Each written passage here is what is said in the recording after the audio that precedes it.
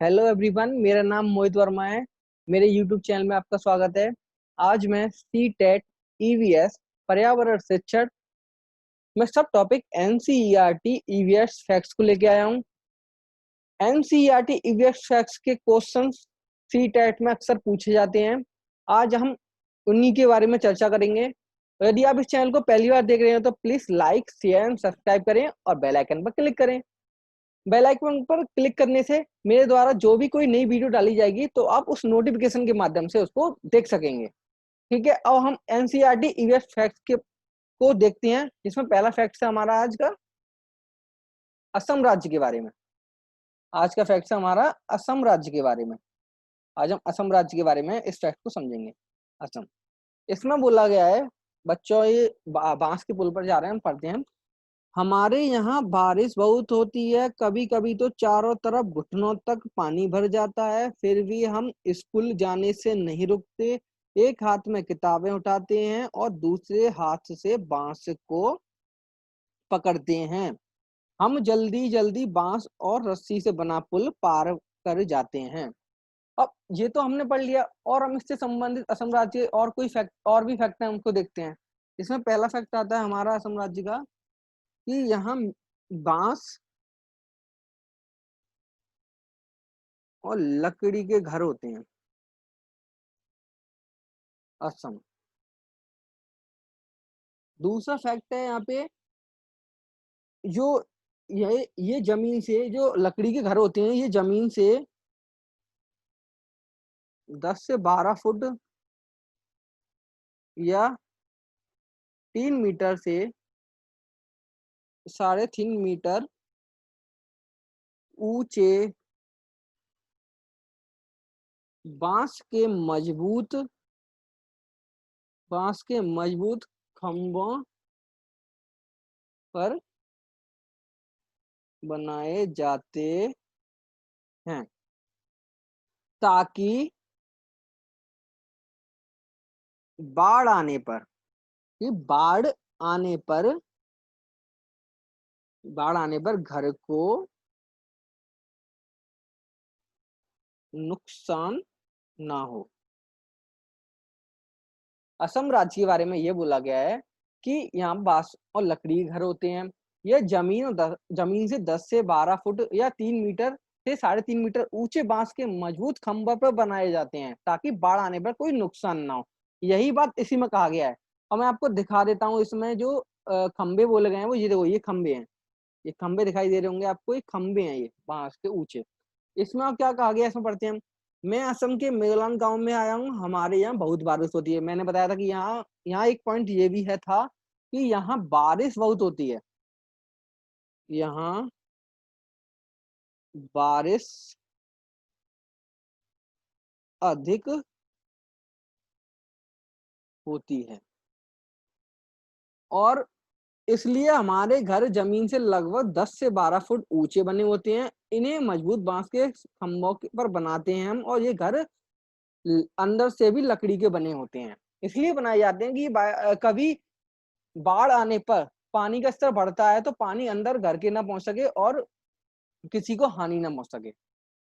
आज का NCERT EVS का हमारा पहला फैक्ट ये था। अब हम नेक्स्ट फैक्ट पे चलते हैं, जिसका दूसरा फैक्ट है हमारा लद्दाख के बारे में। लद्दाख के बारे में हम समझते हैं। लद्दाख के बारे में क्या कहा गया है। लद्दाख, स्कूल पहुंचने के लिए हमें रोज नदी पार करनी होती है। खूब चौड़ी और गहरी नदी, नदी के पार जाती हुई मजबूत लोहे की रस्सी होती है। यह दोनों तरफ से भारी पत्थरों या पेड़ों से कसकर बंधी रहती है। ट्रॉली लकड़ी से बना झूला है। और पुली पुली का मतलब ये वाला, पुली की मदद से रस्सी सरकती है और हम 4-5 बच्चे एक साथ ट्रॉली में बैठकर पहुंच जाते हैं नदी के उस पार। इसमें क्या बताया गया है कि इसमें 3 बच्चे हैं, 4-5 बच्चे एक साथ ट्रॉली में बैठकर एक नदी को पार कर लेते हैं और एक स्थान दूसरे स्थान पर पहुंचकर इस विद्यालय को चले जाते हैं। और इसमें फैक्ट और भी बोले गए हैं, इसमें हम और फैक्ट बताते हैं। इसमें और फैक्ट क्या है। पहला फैक्ट ये बोला गया है कि लद्दाख के बारे में, लद्दाख के चांगपा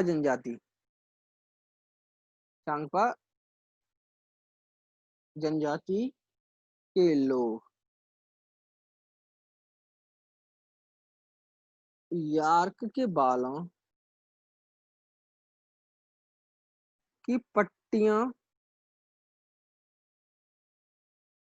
से टेंट बनाते हैं। ठीक है। दूसरा, इसमें जो पर्वतरोहियां होते हैं, चढ़ते हैं एवरेस्ट पर, पर्वतरोहियों के टेंट दो तह वाली प्लास्टिक के बने होते हैं। दो तह वाली प्लास्टिक के बने होते हैं।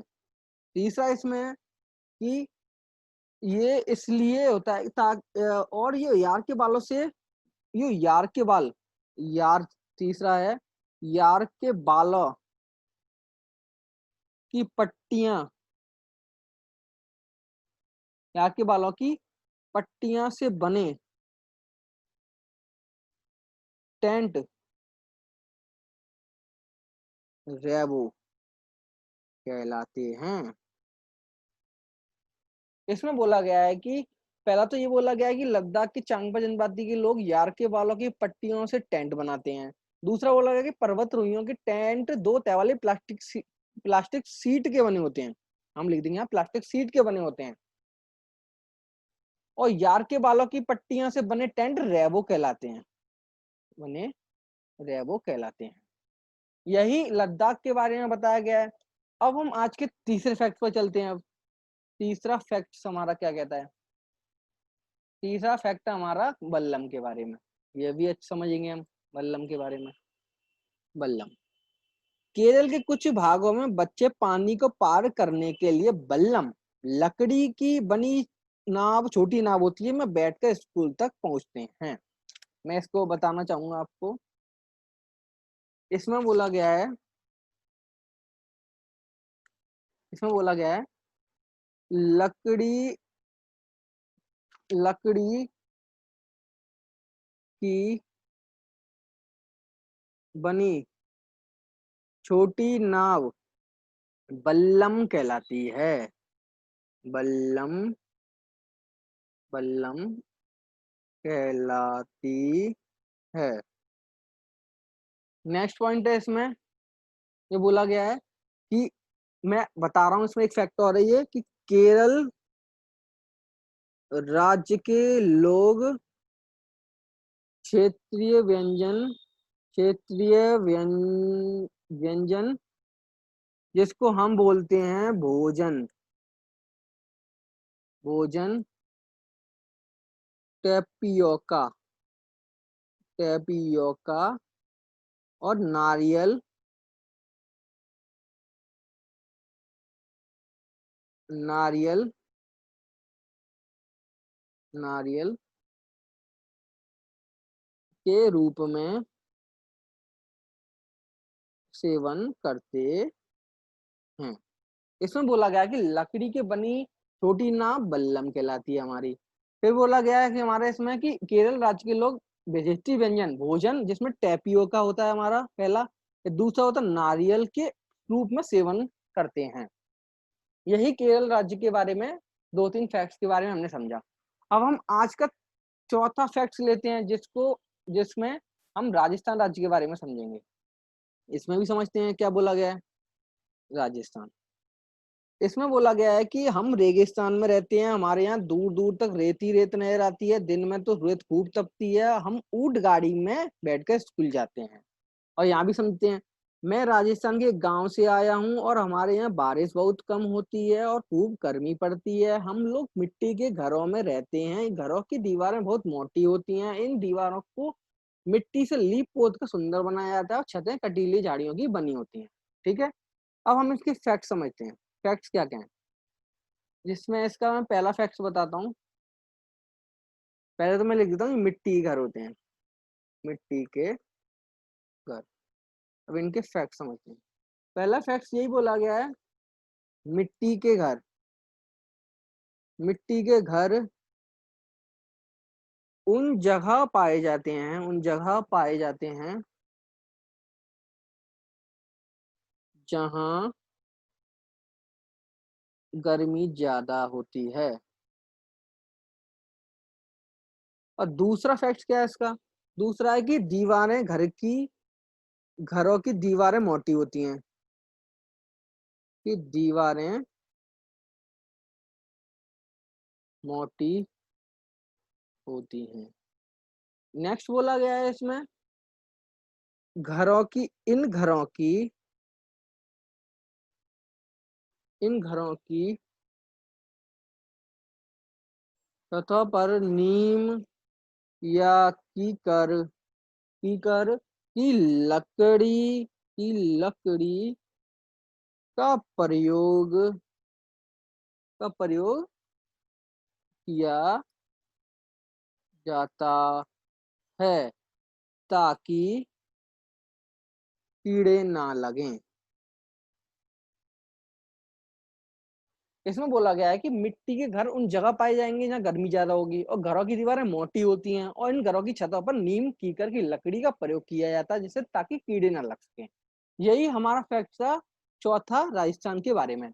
अब आज का हम अंतिम फैक्ट पढ़ते हैं श्रीनगर के बारे में। श्रीनगर के बारे में हम अंतिम फैक्ट पढ़ते हैं, श्रीनगर के बारे में। तो श्रीनगर के बारे में पहला फैक्ट क्या बोला जाता है कि श्रीनगर में बाहर से आए कई टूरिस्ट हाउस बोट्स में रहते हैं, और हाउस बोट के 80 फुट तक लंबे होते हैं और 20 से इनकी चौड़ाई 8-9 फुट तक होती है। ठीक है, दूसरा पॉइंट ये बोला गया कि बोट की तह बने लकड़ी के डोंगे पानी पर तैरते रहते हैं। श्रीनगर की डल लेक और झेलम नदी में इन डोंगों में कई परिवार रहते हैं। मकान की तरह इस डोंगे में भी अलग अलग कमरे होते हैं। ठीक है, अब तीसरा पॉइंट ये बोला गया है कि हाउस बोट और कई बड़े घरों की अंदर को छत पर लकड़ी की सुंदर नक्काशी होती है। इनमें से एक खास डिजाइन खत्म बंद, जिसे जिग्जा पसल ये बोलते हैं, जिग्जा पसल ये हमारी जैसा दिखता है। और चौथा क्या बोला गया कि पत्थरों को काटकर एक के ऊपर एक रखकर बनाए गए घर कश्मीर के गांव में दिखते हैं। फिर पत्थरों के ऊपर मिट्टी की पुताई की जाती है, जैसे दिख रही होगी आपको ये वाली। और लकड़ी का भी इस्तेमाल किया जाता है, जिन घरों की छतें ढलवा होती हैं। फिर पांचवा बोला गया कि यहाँ के पुराने घरों की खासियत है कि यहाँ जालीदार खिड़कियां होती हैं, और ये बाहर की ओर उभरी होती हैं जालीदार खिड़कियां ये, और इन्हें डब कहते हैं। इनमें बैठकर बाहर नजारा बढ़िया दिखता है। अब छठवां फैक्ट क्या है कि यहाँ के पुराने घरों को खासियत यह है कि पत्थर ईंट और लकड़ी को मिलाकर मिलाकर बनाना, घरों की दीवारें खिड़कियों पर डिजाइनदार मेहराब बनाना। डिजाइनदार मेहराब कौन कौन सी है हमारी? ये वाली, ये आप देख रहे होंगे, ये वाली मेहराब बोलते हैं। अब इसका फैक्ट्स भी हम समझ लें। इसका फैक्ट क्या है हमारा? इसका हमारा फैक्ट ये है कि कश्मीर कश्मीर में पाए जाने वाले नक्काशी रहित हाउस बोट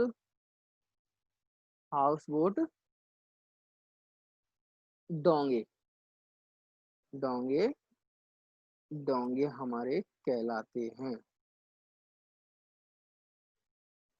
कश्मीर में पाए जाने वाले नक्काशी रहित हाउस बोट डोंगे कहलाते